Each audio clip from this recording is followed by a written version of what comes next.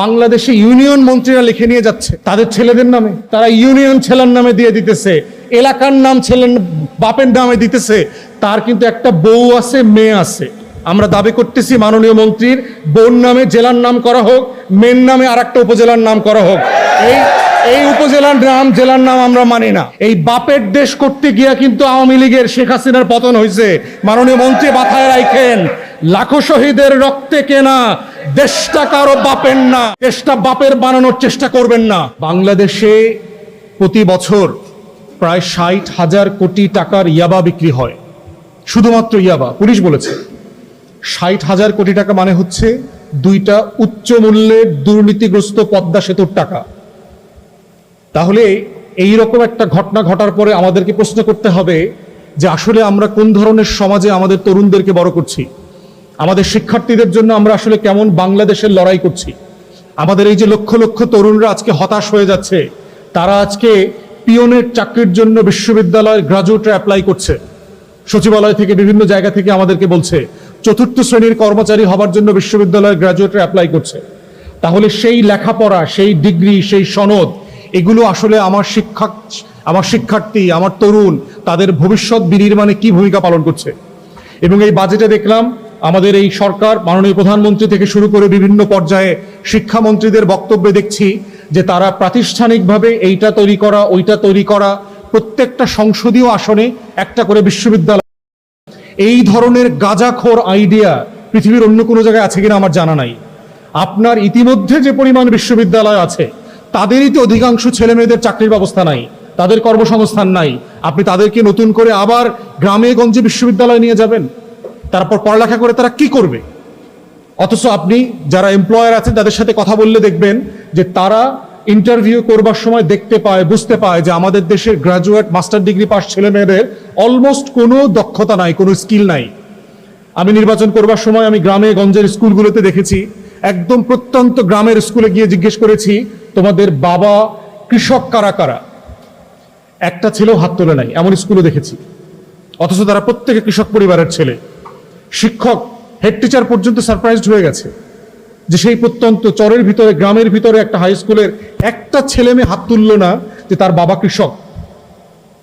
তাহলে কৃষক হওয়াটা কি খুব দোষের, অপমানের? বাবা কৃষক, এই পরিচয়টা কি দেয়া যাবে না? তাহলে আমাদের ছেলে মেয়েদেরকে আমরা কি শেখাচ্ছি?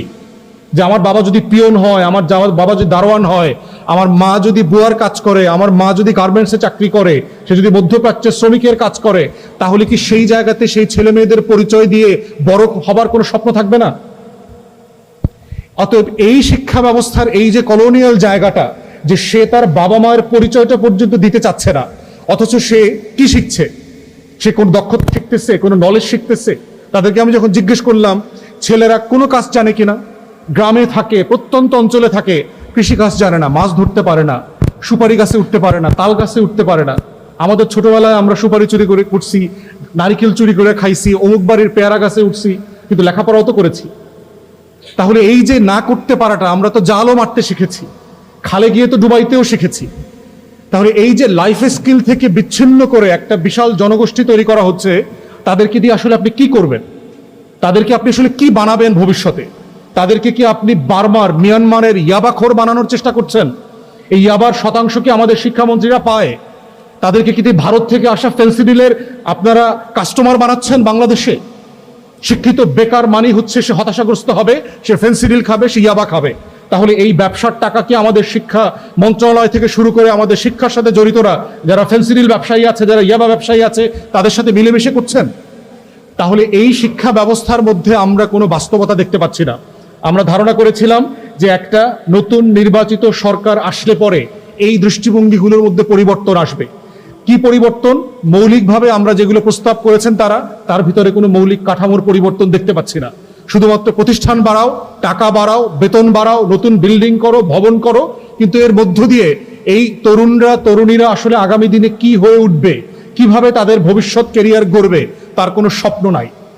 অতএব সেই জায়গায় বাংলাদেশ ছাত্রপক্ষের উপরে আজকের এই ঐতিহাসিক রেসপন্সিবিলিটি আছে বাংলাদেশ সরকারকে প্রশ্ন করা, জবাবদিহিতার মধ্যে আনা, যে তাদের ভবিষ্যতের জন্য, তাদের ভবিষ্যতের কেরিয়ার তৈরি করবার জন্য, হতাশাগ্রস্ত বাস্তবতা থেকে বেঁচে থাকার জন্য তারা আসলে কি প্রস্তাব করছে, কি আয়োজন করছে। এবং সেই আয়োজনের জন্য লড়াইটা করা, যেন তাদেরকে ফেন্সিডিল ইয়াবার মুখোমুখি না হতে হয়, তাদেরকে যেন একটা অনিশ্চিত ভবিষ্যতের দিকে যেতে না হয়। প্রথম মাস্টার্সের পরে আবার দ্বিতীয় মাস্টার্স পরে বাংলাদেশের ছেলেমেয়েরা, একটা মাস্টার্সের পরে আবার দ্বিতীয় অনার্স করবার প্ল্যান করে, প্যারালালি দুইটা অনার্স কোর্স করতেছে, প্যারালালি লেখাপড়া শেষ করে আবার ট্রেনিং কোর্স করতেছে, আবার এমপ্লয়মেন্ট কাজ শেখার জন্য যুব যে মন্ত্রণালয় আছে সেখানকার ট্রেনিং কোর্সগুলো করতেছে। তাহলে আপনি এটা আগে শেখান নাই কেন? কারিগরিকে আপনি আলাদা কেন করলেন? আপনার লেখাপড়ার মেইন স্ট্রিমে কেন ছেলেমেয়েরা কারিগরি শিখছে না? তাহলে তারা ভবিষ্যতে কি করবে? তারা ভাষা শিখতেছে না, আইটি স্কিল শিখতেছে না। অতএব এই কাঠামোগত শিক্ষার যে সংগ্রাম এবং লড়াই, সেখানে আমরা বোধ করছি যারা আজকে শিক্ষার্থীরা আছেন তাদেরকে সিরিয়াসলি এটা মাথায় নিতে হবে। কারণ দিন শেষে এইটা তোমাদের লড়াই। রাষ্ট্রর কাছ থেকে তোমাদের হিস্সা যদি তোমরা বুঝে নিতে না পারো, এই রাষ্ট্র তোমাদেরকে হিস্সা দেবে না, এবং দেবে না যে সেটা বারবার প্রমাণিত হচ্ছে। এই জন্য এই সোনার বাংলায় বদিরা এমপি হয়, বড় বড় টাউট বাটপাররা মন্ত্রী হয়, ক্লাউন হয়, বাংলাদেশে ইউনিয়ন মন্ত্রীরা লিখে নিয়ে যাচ্ছে তাদের ছেলেদের নামে। কিরকম সোনার বাংলা তোমরা দেখছো না? ছেলের নামে। অতএব আগামী দিনে তোমরা যাদের বিয়ে শাদী করবা, কারা কোন বর্ডারে থাকতেছো তাদের পোলাপানের নাম ঠিক করে রাখবা এখন থেকে। কে কোন নদীর পারে থাকো, কে কোন জেলায় থাকো, কে কোন জেলার কোন সীমান্তে থাকো, সেইটা মাথায় রেখে পোলাপানের নাম ঠিক করবা। ক্ষমতা নিয়েই এলাকার জেলার নাম বদলায় দিবা, উপজেলার নাম বদলায় দিবা, ইউনিয়নের নদীর নাম, মাছের নাম, হাড়ি পাতিল সবকিছুর নাম বদলায় দিবা, গাছের নাম বদলায় দিবা। বাংলাদেশের রাস্তাঘাট যা কিছু আছে, ফল টল সব বাংলাদেশের সবকিছুর নাম বদলায়া বিএনপি সরকারের এমপি মন্ত্রীদের নামে করার জন্য দাবি করছি আজকের এই প্রোগ্রাম থেকে আমরা। কারণ রাষ্ট্র নিয়ে তাদের মাথা ব্যথা নাই, তারা ইউনিয়ন ছেলের নামে দিয়ে দিতেছে, এলাকার নাম ছেলের বাপের নামে দিতেছে। তার কিন্তু একটা বউ আছে, মেয়ে আছে। আমরা দাবি করতেছি মাননীয় মন্ত্রীর বউর নামে জেলার নাম করা হোক, মেয়ের নামে আর একটা উপজেলার নাম করা হোক। এই উপজেলার নাম, জেলার নাম আমরা মানি না। এই হচ্ছে সোনার বাংলা, আমার বাপের দেশ। এই বাপের দেশ করতে গিয়া কিন্তু আওয়ামী লীগের শেখ হাসিনার পতন হয়েছে। মাননীয় মন্ত্রী মাথায় রাখ, লাখো শহীদের রক্তে কেনা দেশটা কারো বাপের না, এটাই হলো ২৪-এর স্লোগান। দেশটা বাপের বানানোর চেষ্টা করবেন না, দেশটা যাদের তাদের হাতে দেশটা বুঝিয়ে দেন। এই একই মন্ত্রীর ছেলে বিনা ভোটে বা বিএনপির বাবার দোয়া ক্রিকেট বোর্ডের সদস্য পর্যন্ত পরিচালক হয়েছে, ২৪ ঘন্টা পরে আবার রিজাইন করছে। সে বুঝতে পারছে এত কাজ দায়িত্ব পালন করে বাবার ব্যবসা দেখা যাবে না। অতএব এই যে নেপোকিসদের হাতে, সোনার বাংলার এই বনেদি পরিবারের হাতে, ছেলে মেয়েদের হাতে বাংলাদেশ বিক্রি করে দিচ্ছে। আর তোমরা যদি সেই রাষ্ট্রের হিস্সা বুঝে না নাও, সেই বাংলাদেশ তোমাদের হবে না।